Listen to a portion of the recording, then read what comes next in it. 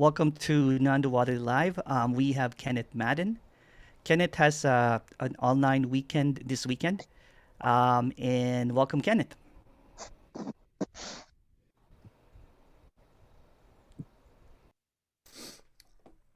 You're in apparent control now, Emerson. I don't have to do any clicking or That's right. That's admitting right. or reading or it's That's great. right. So this is a sharing that is nobody's message. It comes from nothing.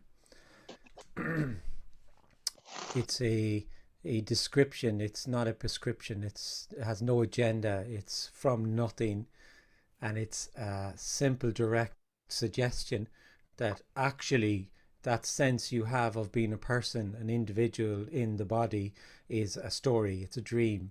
That contracted energetic sense that you have of being bound by your skin and looking out on a world where there are other people and other things, and you're moving through time and space in what is your life, is a dream. It's a story. And there is no your life, there is just life, if you want to put it that way. There's just energy. So when we appear to be born, we are little babies, and there's just mothering, and then there's the mother, and then there's that sense of identity comes into the body, a contracted energetic sense of being separate, and which is continually reinforced then from your parents and your and school and from society, that you are a person who has choice and so on. So this is conditioned into us, and it goes unquestioned that there is a me in here, although many people question, where is this, who is this me, where is this me? um, and that's the way it is. And we appear to kind of grow older and become responsible, or somewhat responsible adults who are in charge of our lives, and we kind of go about our business really, and we try and make our lives work in one way or another. Satisfaction in your job, satisfaction in relationships, interests, hobbies, all of this stuff. And underneath all of that, there is a disquiet often, or a yearning, which is more prevalent in some people than others, more evident in some than others. A sense that something is kind of missing, you could say, or something's not quite right, whatever way you want to put it. And then there can be a very strong searching for something. And some people, it's not so much that they're aware of it, they're searching for money, maybe, or status or power. um, Others, they're kind of keenly aware that what they're yearning for is not in material gain or status or anything like that. It's something other than that. And there you get your kind of more spiritual searchers who feel that it's not in outwardly finding something, it's in finding something inwardly, and so on. And that's the kind of play that happens. And what's being shared here is directly here now, is very simple and very ordinary. And it's that there is nothing that you can get. There is nothing to get. There is nothing to find. There is nothing to know. Because actually, already, all there is just wholeness. All there is wholeness. And in that wholeness, is the appearance of you being separate. So what's yearned for as you feel separate is to not feel separate, and you're already not separate. So the big paradox is that what's yearned for by the individual is simply already the case, already what's appearing to happen. The individual feeling separate continually rejects what's appearing to happen in favor of something else, in favor of what might be, what could be, what should be, something around the next corner. And this is the whole energy of feeling like a person, is a continual striving to get something that's always slips through their grasp in some one way or another, or arrives in a very temporal way and fleeting way, and is gone again. So that's the suggestion, is that there is no you to get anything, there is nothing to get, and there's just what's appearing to happen. that is totally and utterly beyond knowing, beyond understanding. It cannot be known or understood and does not need to be. It is inescapable what's yearned for. It's simply just aliveness. And so this is a very energetic communication, because it's not about you understanding something, because it's the person who understands. It's the person, it's the individual who understands. And understanding is irrelevant. Knowing is just simply a feature of feeling like a person who feels that there's life and that they have their life, and they are then abstracting a meaning from that then, and living in that closed loop of knowing. So so here we are, apparently, and this is it. This is going to be shared, and if a question comes up there, it's there to be asked, or a comment, or it's all energetic. It's completely energetic. There's nothing to get. There's nowhere to get. There's just what's appearing to happen.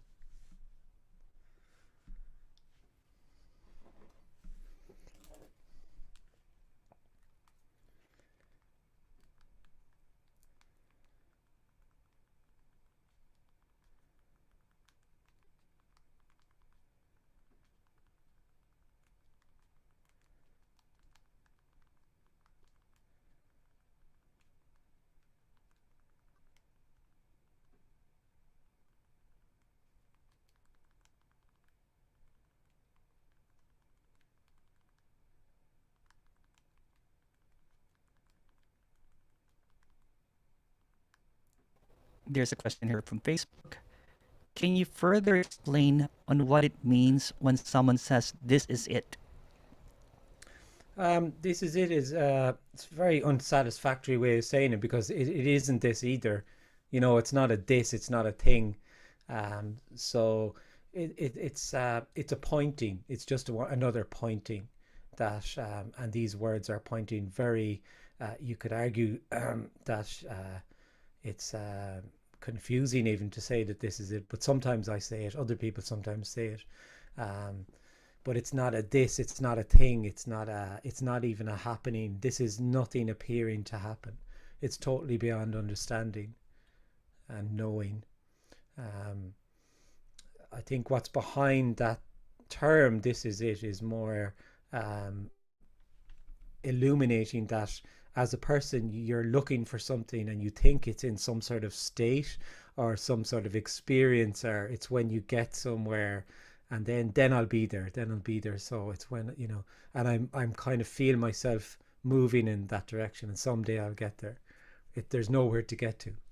There's just simply what's appearing to happen.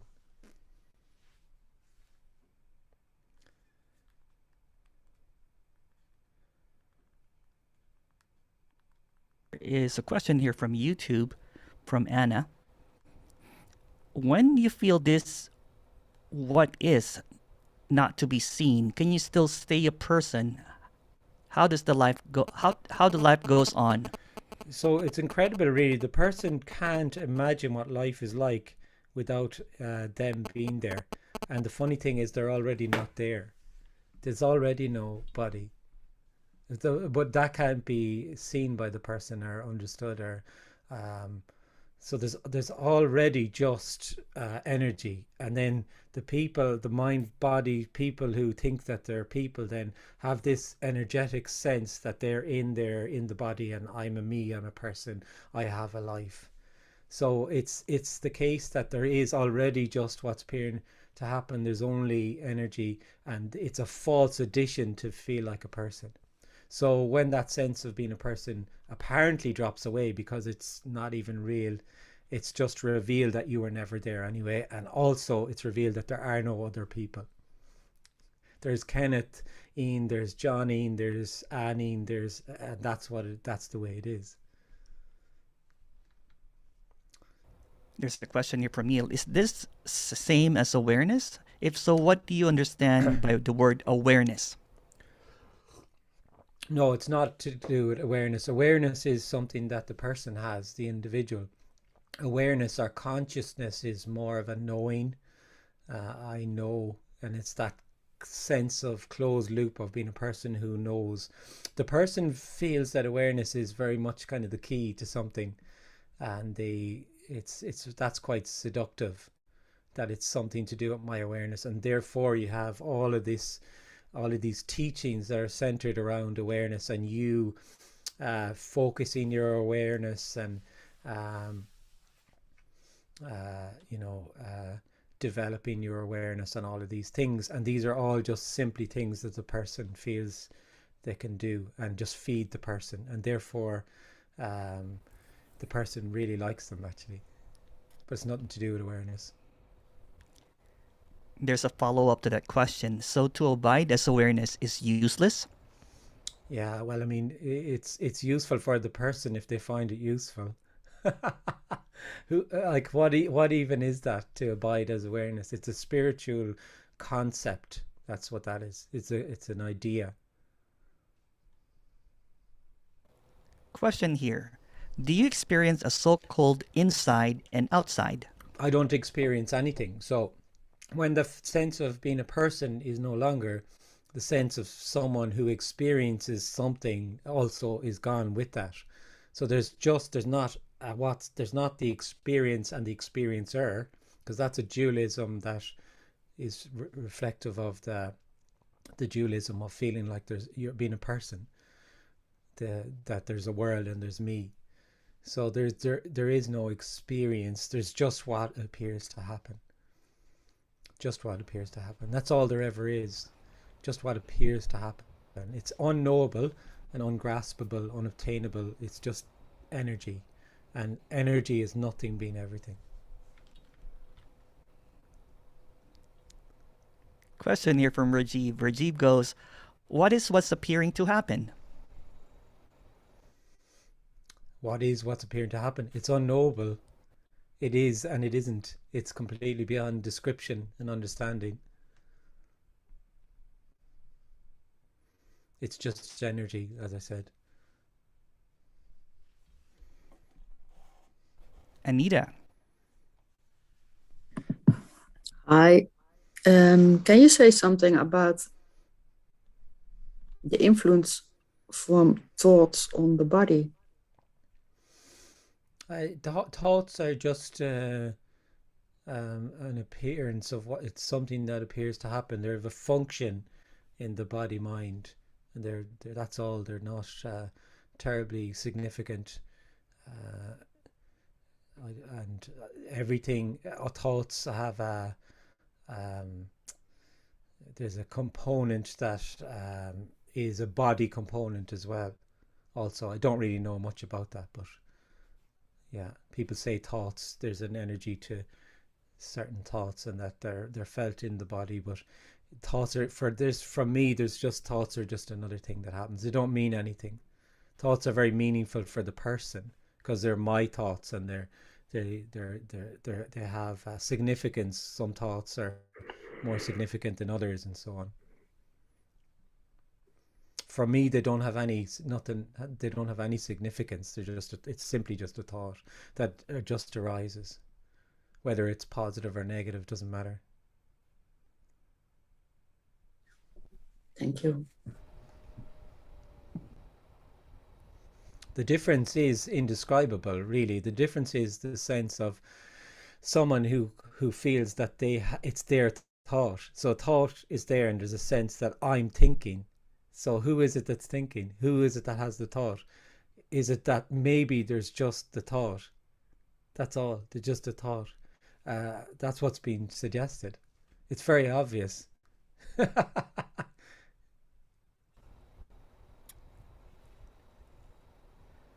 There's a comment here and a question. The comment is, I've started to like the hardcore message. It cuts through my intellectual scheming. Question. Can this be a relief, as in I can actually stop striving? It can be anything. It can be the apparent end of me immediately. Boom. People can hear this and that's it. Then game over. Or it can be intellectually kind of engaged with. It can be um, some sort of intrigue by it. There can be all sorts of kind of apparent reactions to this. So anything can appear to happen. The person could hear this and after a while, or immediately, there's no after a while really, because there's only just there's not even time, there's the appearance of time, but it could be that there's nobody, or else someone could come away feeling more of a person, possibly.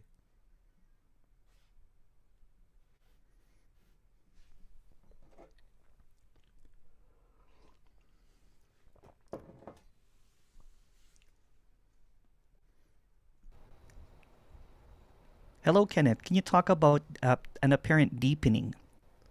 There's no deepening really. The person is in that sense that there's things that there's levels of things, there's levels to things, and things are engaged with, and there's more of a deepening of understanding or a deepening of whatever.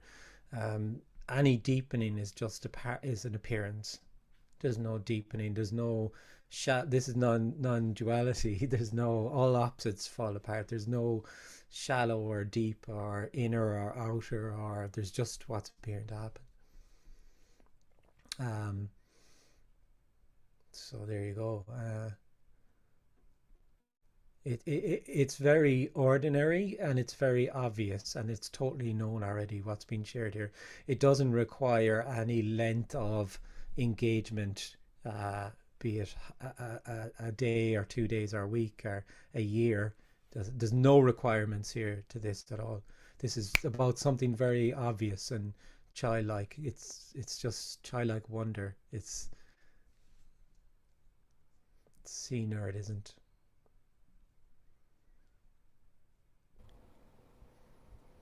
Question here. Hello, Kenneth and Emerson. There is a glimpse here, and it seems like this is a dream. Yeah, this is you could say it's a dream. A lot of people describe it like a dream. It's like what the person feels that they're real and they live in the real. So they have a life, they have a life, they're living that life, and life is real, everything is real, and it's a subject object reality in which I see something else, and I have things called experiences, and I see other people and trees and dogs and cars, and these are objects to my subject. It's very, everything is real, and everything is really happening, and has meaning as well.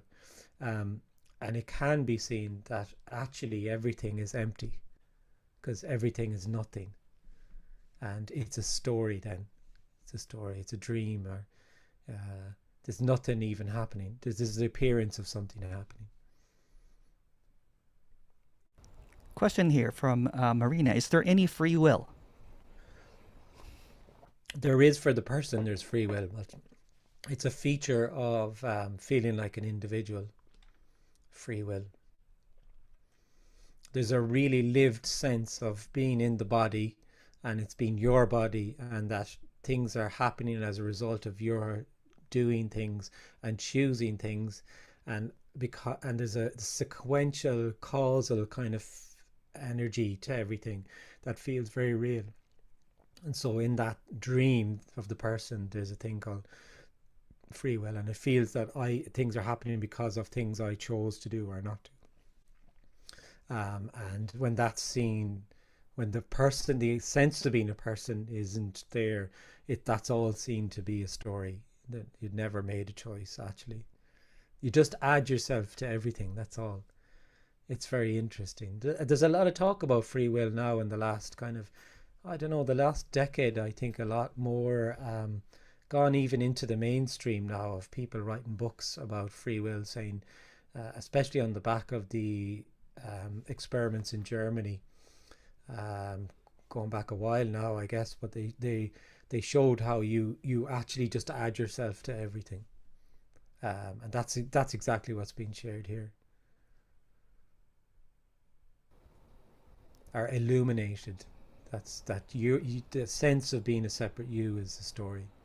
There's no you, and there never has been, and so therefore you're not even going to fall away. Nobody's even going to fall away here. There's already just energy, there's already just aliveness.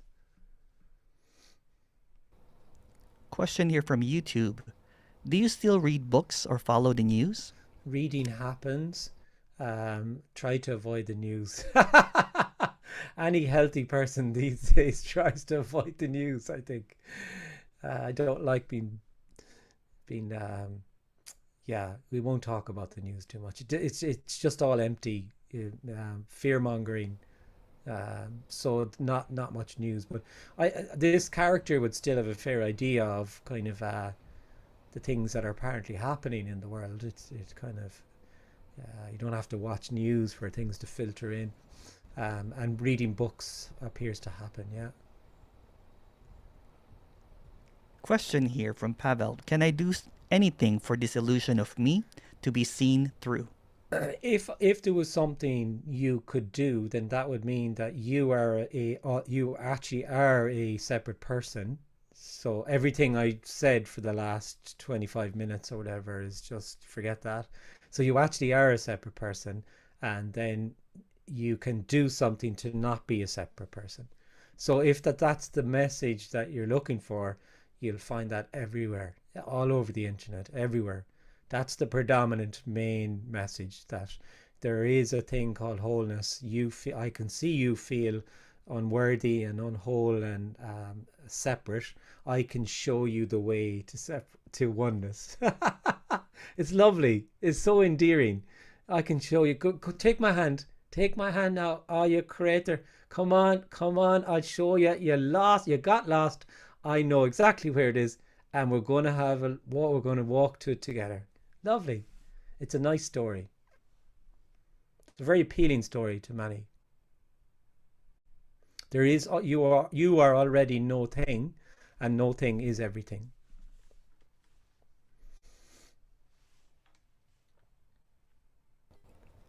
Question here. What do you think of the new crop of speakers sprouting up like Ariana and Kosi, Emerson, your host, and others?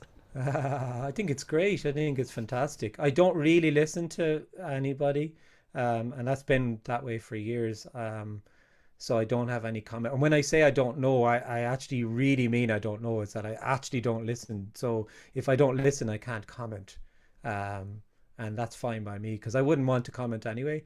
But I think that generally, from what I see, there's a lot more kind of uncompromising people now than even 2 years ago, 3 years ago.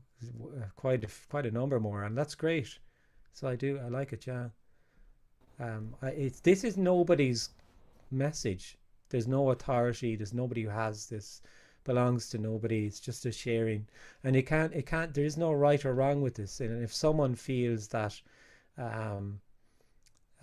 someone is offering something and whatever, that's just what's appearing to happen. It doesn't actually matter. Ariana's great, and Emerson's great, by the way. Emerson's great.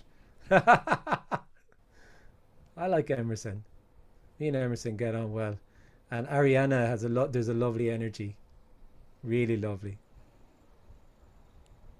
There's a comment here. I recently heard a good analogy that the seeker is like a wave searching for the ocean. Can you comment on that? Yeah, that's an old one. That's an old kind of non-dual one that's been around for a long time. It's a nice one. Yeah. It's like a wave. The person is the individual, is like the wave, looking for the ocean, and it nicely kind of illuminates how ridiculous it is actually, because obviously it's the ocean waving. So what's being yearned for is just simply already just the case. It's very ordinary. It's shocking. It's shockingly ordinary. It can be just so funny when people, it's always been just whatever is appearing. It's always just been this. There can be a lot of laughter.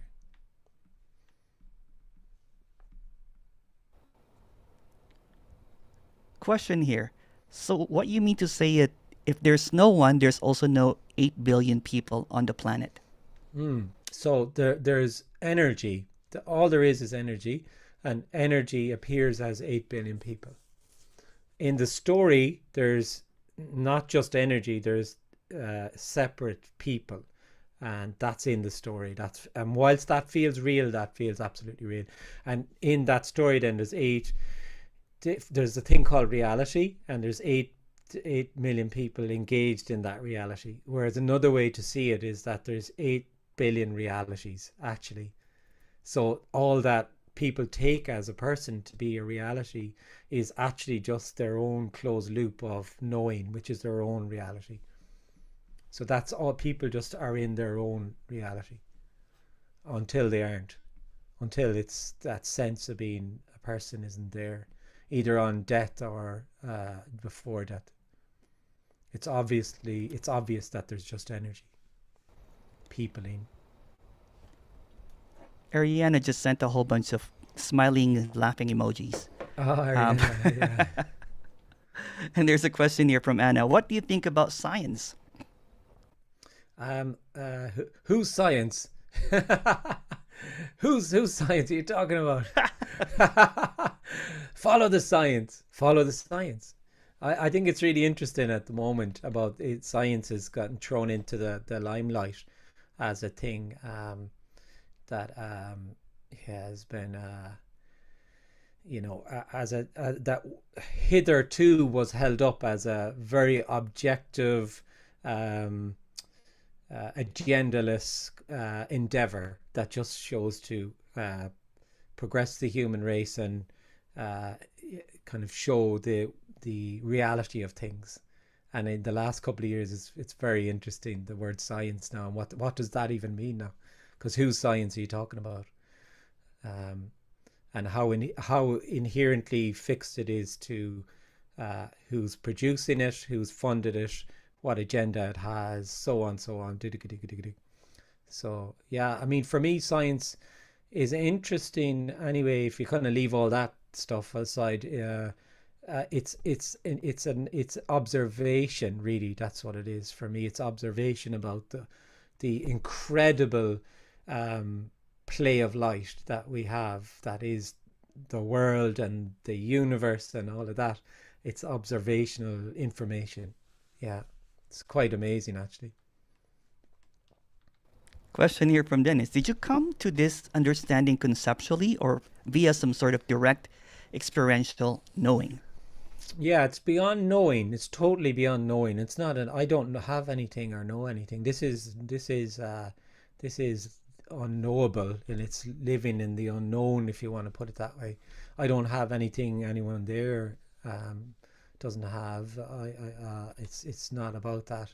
I didn't come to it. This is where it gets tricky, because it's another way of asking what happened to Kenneth, really. What happened there? And nothing happened. That's the amazing thing, is nothing happens. It's not a happening. It's not a it's something, it's the falling away of something that was never real. So it doesn't even happen. So there you go. I mean, like the story then about what happened to Kenneth, I've told it loads and loads of times, but the reason I usually don't tell it is because, as I just said, nothing happens, and nothing happened to me. So the scene was a very, very non-conceptual thing. It was totally boom. It was bang, bang. There was just what was appearing to happen. And then after that, actually, then the character Kenneth was trying to figure out what apparently happened. And then there was all of that stuff going on for what appeared as a period of time. And then it was all into all the conceptions of what apparently, and then it was then I heard Tony Parsons and the Open Secret, and that was the end, really. That was the beginning of the end, even from when I just heard it on YouTube, because it described perfectly that nothing had happened to me. It was the falling away of something that was an appearance. So it was a loss rather than a gain. And that was it, really. Then that was the first clear communication I'd ever heard. I'd never heard anything like that. I'd never heard anything. That blew me away completely, totally and utterly. And then I went to a meeting. He came to Dublin about 12 years ago. And in just the first few minutes of the meeting, it was just confirmation of what I was seeing on YouTube. And it was just absolutely breathtaking, stunning. And that was it then, really, in that kind of sense of communicating about it kind of happened as well, around the same time.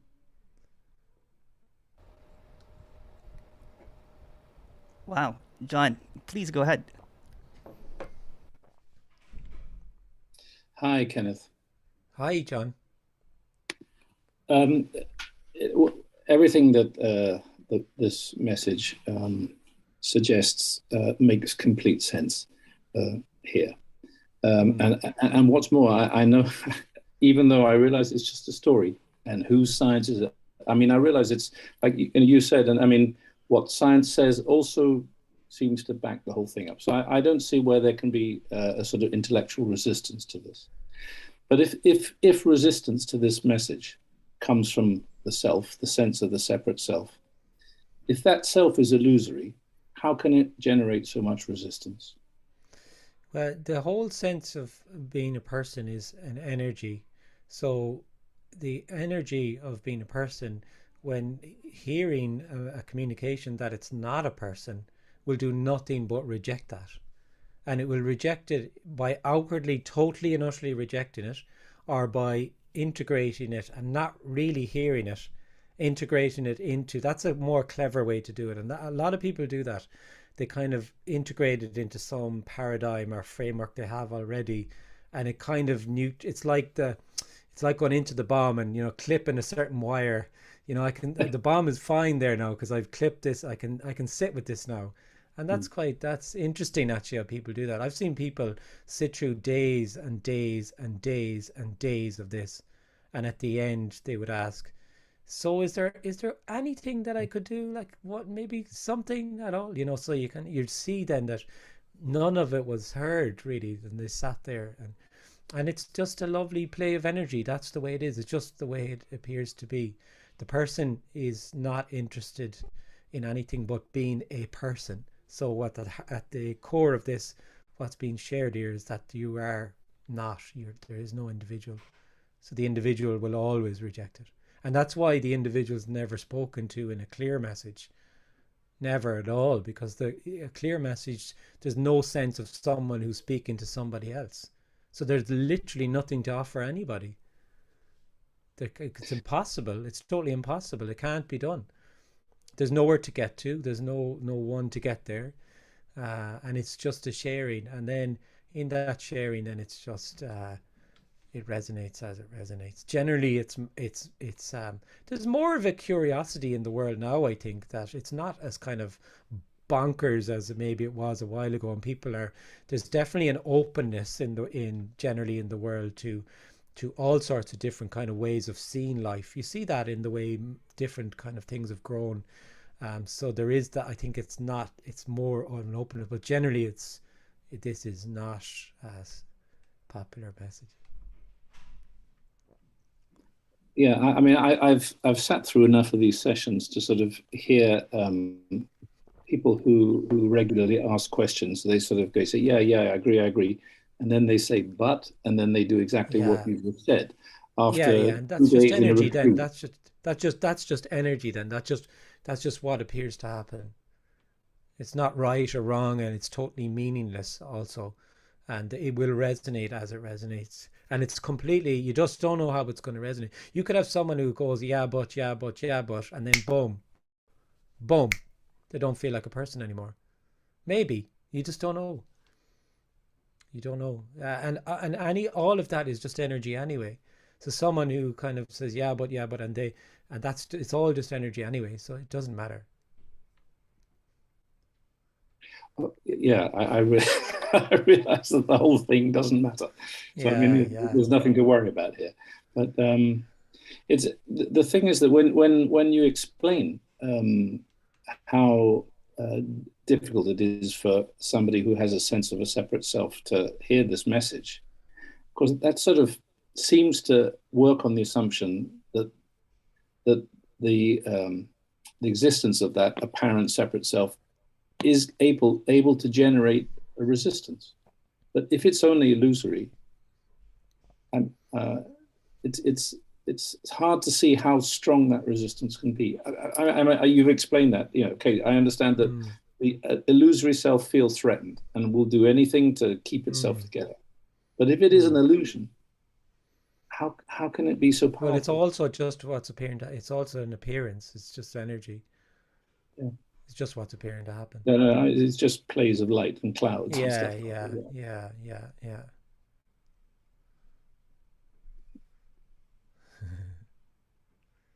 Okay, thanks, Ken. Thank you.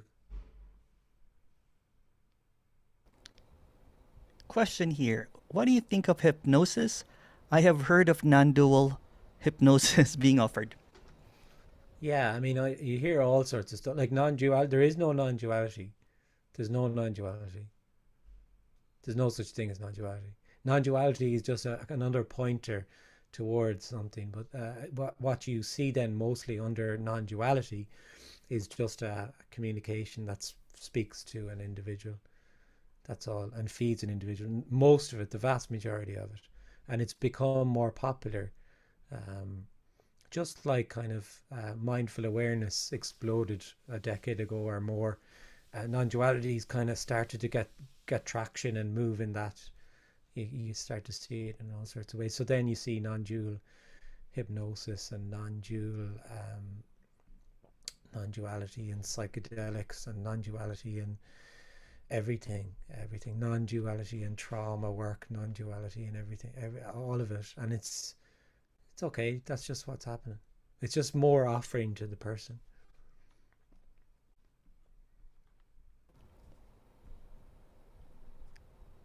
Question here. Is life and death the same? Yeah, there's only energy. So the dualism, if you think about it even, there's two, life and death. As a person, you feel that there's life and there's death. So there's this thing called life, which I have some of. I have a slice of the cake. I have a little bit of life, mine. And then there's this thing called death. Like it's this, I always describe it like this kind of big black blobby death thing that people think. And it's a dream, it's a story. There's no death and life. There's not two. Non-duality, not two. This is nothing being everything. Everything being nothing. Everything is nothing and nothing is everything. So there's no death. There's no actually there's no start or end to anything. Or in the story there is, and it feels absolutely real. Or you could say it's real and unreal is another way of saying it, actually. So it's real in the sense you're born and you die. It's real in the story. It really appears to be that way, and it's actually completely unreal also, because all of it is just energy. And you know, if you come back to science, energy can't be created or destroyed. It's just, it changes from one form to another apparently. So there you go. Question here. I heard that Tony had 5 people attending his meeting in the past. Why this sudden surge of popularity? 5 people. That's a bit, you're going way back there. Like, I mean, the only reason I said, someone asked me basically what happened to Kenneth there. Was it a conceptual understanding first? And I told that little story, as I've told many times. I'm happy not to tell that story also, because it's just a story. I always stress that aspect of it as a story. There's no Tony, there's no Kenneth, there's no body, but you'd have to maybe ring him up. He's great. You can ring him up. Ring him up and ask him. He'll tell you. I think it was the first really uncompromising, clear message. Going back a while, and for a while there was nobody else, actually. Nobody even close. And then there started to be maybe a few, but most, it was so different to everything. It was complete unconditional love. Just you were seen as whole, as nothing being everything. You weren't being spoken to. The energy just was phenomenal. It still is. It's a beautiful message, and it's not his. This is not mine. There is no body. There's no authority. There's nothing to know. There's nowhere to get.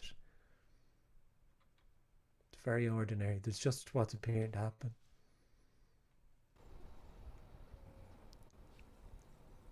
Question: after hearing radical non-duality, I can't listen to anything else. Why is that? Because essentially, energetically, when it resonates, it's just obvious that it's very obvious. There's just energy. There's just what's appearing to happen. And then when it really does resonate in that way, it contrasts very much with communication from an apparent person that's speaking to you.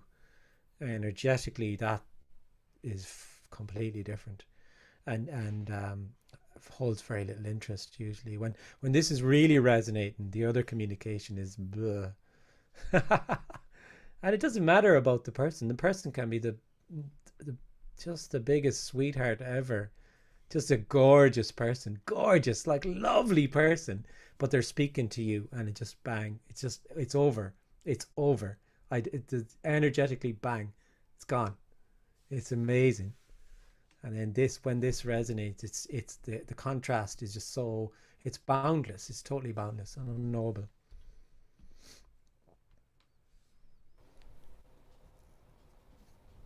Question from Pavel: but as far as there is this illusion, it is for me reality, as it is for me reality of free will and of Yeah. necessity to make choice of some action. Yeah. Is it really all the same which action I take? Yeah, I mean, you're not taking any action. So there's nobody has ever taken any action. There's just what's appearing to happen. There is no separate person who makes the decision and then takes an action. And that's all in the story. That there's something actually happening, that everyone is real, that the story is real, and things are happening in time and space. And then when that's real, and that's it. It's when if it feels real, it feels real. That's what's happening.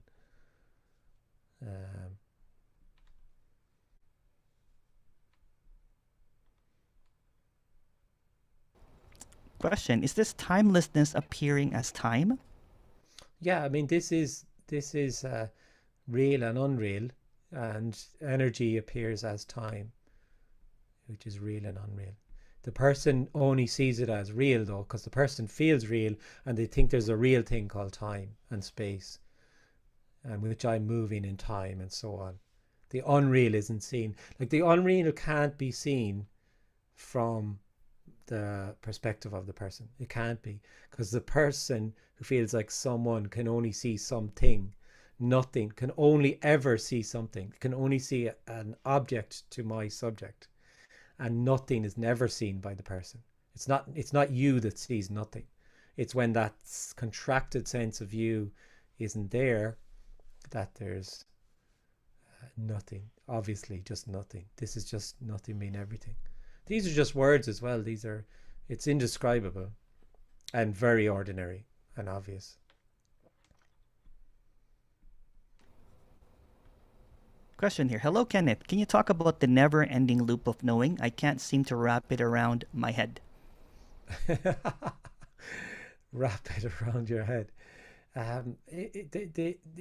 They're just words. Also, they're just words that I've always liked to use that kind of image of a closed loop of knowing. There's nothing particularly brilliant about that description or insightful or anything at all. Like, it's not particularly more accurate than any other. It's just for me, it's a nice way of describing this sense of being a person who feels they live in the world, that they have a life, and that they manage that life through knowing the world around them. It's a very lived reality, that I make myself safe through knowing, and I negotiate a better deal for myself through knowing, and so on. And in actuality, everything is unknowable. It's so immediately just boom, it's unknowable. And what you feel is the known is an abstraction from the sense that you're separate.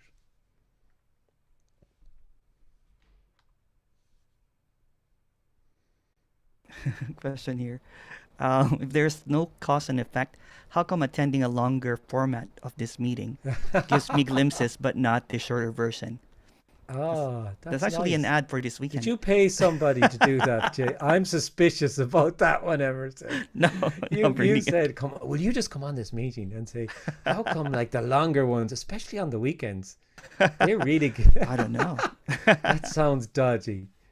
That's lovely. Yeah, I mean, it's just a resonance, and it, the resonance, like the sharing is that when it appears to go on for hours and hours, and there's more of a kind of a settling into it or something, and it can be more obvious then. It can be more obvious. That's all really. It can be seen. I know this has been seen in I know, so I once heard from someone in Canada years ago that it was seen within about 10 seconds of a video coming up. Within the first few seconds it was seen. And actually they didn't, my video was a random one. They weren't at all interested in this area. And boom, and that was it. That was the beginning and the end of it. So I mean, there you go. But the residentials are amazing, aren't they, Emerson? Super. There's something special about them. I know there's no special, not special, but we'll make one exception. There's a question here by Marina. All of this is really impossible to take in by all the millions of beings suffering in the world. Yeah. Oh, yeah. This is impossible to understand. I mean, for the person, there's all of these people who are suffering, and there's good and bad, and this is not. There has to be somebody for the person. There you go. It's when it's seen, it's seen. It's that there is just energy, and that appears as suffering. Also, it appears as pleasure, and it appears as pain. It appears as a beautiful experience or a beautiful thing, and it appears as absolute torture and ugliness. This is the wholeness of everything. That's only seen really when you're not there to see it. It's only seen then. Intellectually, this is like, how can there be nobody? Question here from YouTube. You said all appearances are energy, but is this energy not also an appearance? What I'm saying is that all there is energy. That all there is energy. Energy is nothing mean everything. So this is just microphoning, seating, screening, Zoom calling. It's all just energy. The person doesn't feel that. The first person feels that they're a person and this is really happening, and they see things, they live in the real. Energy is actually a thing to the person. It's another thing.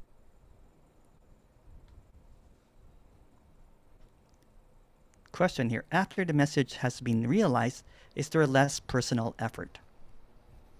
There's no personal effort. There's no personal anything. And it's not that somebody realizes the message, is that there's no longer a sense of being somebody. So then there's just what's appearing to happen. That might appear as effort on the face of it to, I don't know, whatever example it is, but it wouldn't feel like somebody who's putting in effort anymore. It would just also be what's appearing to happen.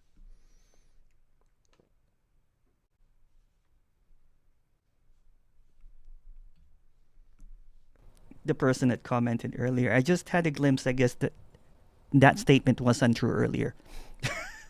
Andy, please go ahead and unmute yourself.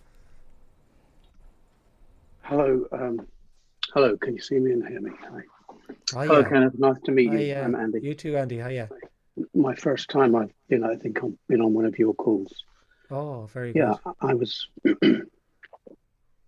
So I guess I've been thinking about the fact that when this message is heard, the me has absolutely nothing to fall, no safety net.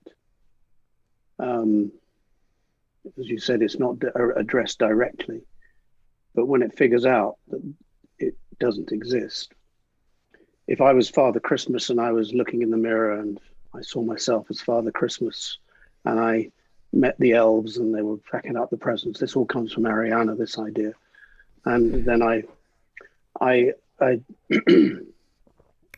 so I hear that Father Christmas doesn't exist. Some of the children I'm going to give presents to are talking about it and saying Father Christmas doesn't exist. There's no other true person or true reality or true nature to fall on. It's not like I'm just dreaming and I'm really somebody else and I can wake up out of that and be somebody else who I really am. There's just nothing. No, there's nothing. Yeah, all there is nothing, and nothing is everything. So when you're talking about the sense of the personhood or the individual, all sorts of things can appear to happen in that kind of junction where where it's seen that they're not actually there, but they still feel there. So all sorts of things can appear to happen. It can play out in myriad different kind of ways, but invariably the me kind of gets cranked up a bit. Well, not invariably, but often the me gets kind of cranked up a bit. You know, it goes to 11.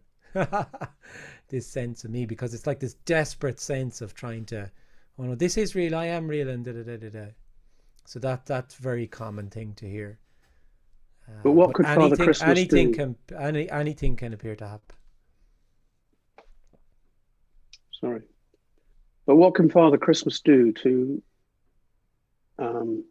get to understand what it means that Father Christmas doesn't exist? Can do, anything Father Christmas feels he can do will just reinforce the sense that he's Father Christmas. How could it possibly be that Father Christmas doesn't exist? And there's nothing. If Father Christmas doesn't exist, then there's absolutely nothing. It's like, and it's interesting how me has created stories like Peter Pan and Neverland. Oh yeah, I mean, there's a lot that's in popular culture that is reflective of this. There's a lot of parables and stories. The Emperor's New Clothes is a lovely one too, which is quite apt at the moment. You know, there's loads of metaphors and allegories and stories that, you know. But I mean, what I always come back to though is this is very ordinary. What's being shared, it's very, very, very simple. You know, you could go into all of the you know, you can all sorts of stuff as regards understanding this, and it's irrelevant. You know, we noumena, phenomena, all of these things, it's very ordinary what's being shared here. It's very, very ordinary and obvious. It's too obvious. That's the thing. That's how it's appearing to hide. It's just too obvious. It's too obvious that there's just what's appearing to be. There's just energy. It can't, for the person that's just too, no, it can't be. It can't be just this. It's that. But when this can just be seen, and if it's seen by nobody. I think coming back to reality on the Father Christmas thing, I think it has, there have been situations where I've suddenly, or at points when I've thought, gosh, there's absolutely nothing underneath this at all. And it seems to be that's grasping and grabbing and trying not to let go. Well, I mean, I can understand the idea terrified of their own absence. They're terrified. It all comes back to people being afraid of death. When people talk about being afraid of death, they're afraid of their own absence. They're terrified of it. And the massive paradox is what they're yearning for is their own absence. This is the huge paradox. That's what's been most yearned for, and that's what there is most fear about. On the face of it, I'm not afraid of death. I mean, on the face of it, death happens, and I'm not consciously, don't walk around the place being afraid of death. But and you could argue that maybe there's some deep-seated psychological problem with the idea of death, but I don't feel that it surfaces in any particular way. But the idea that I don't exist is somehow. I usually don't put it like um, that. I don't put it like that you don't exist. I never really use those words. There's the sense you have of being a person is a story, it's artificial. Everything is actually real and unreal. When you say don't exist, then what I find with that, the difficulty with that term is people, or that expression is people just kind of go, because the person is a play of opposites. They're like, I am or I amn't. So then when you don't exist, they just think, oh, well, I just amn't then. And they imagine it to be the, just absence. And they have a conceptual idea of it then. Whereas it's beyond that. Everything being nothing and nothing being everything is totally beyond understanding. Because understanding is the kind of play of opposites, that it's one or the other. Which is it? It is to the me, yeah. Yeah. So it is absolutely beyond the mind. There's nothing you will be able to hold in your mind, any concept, idea, or any expression you could muster that would in any way touch what's being shared here. Anyway, I can't. Nobody has ever been able to. And yet it's very, very ordinary and obvious. Yeah. It's not difficult to express or impossible to express because it's all, esoteric and up there. It's just that it's so immediately just whatever is. Anyway, great to meet you. Thank you very much. Yeah, you too, Andy. Thank you. Well, thank you so much, everyone. Thank you, Kenneth. That was epic. Thank you. That was really lovely. Thank you, everyone. Someone just asked, you mentioned journals. Did you fall away? How do you view journaling? I think some people enjoy journaling. But one of the things about journaling that I did journal at the time when I told that story. And actually the first line I wrote was, it feels like a veil has been lifted. And I didn't have any exposure to spiritual stuff really. So it was really interesting that was the first sentence I wrote. And then, and that's how it was. It's like a veil. It's the same. Everything's the same. But yet the sense of you looking at it, and that veil is like you. So nothing changes. What's being shared this evening is very ordinary and very obvious. There's just energy. And that's it. There's no Zoom meeting. There's nothing to get. There's nowhere to get. So thank you, everyone. Thank you, Emerson. We'll see you this weekend, Kenneth. See you this weekend, yeah.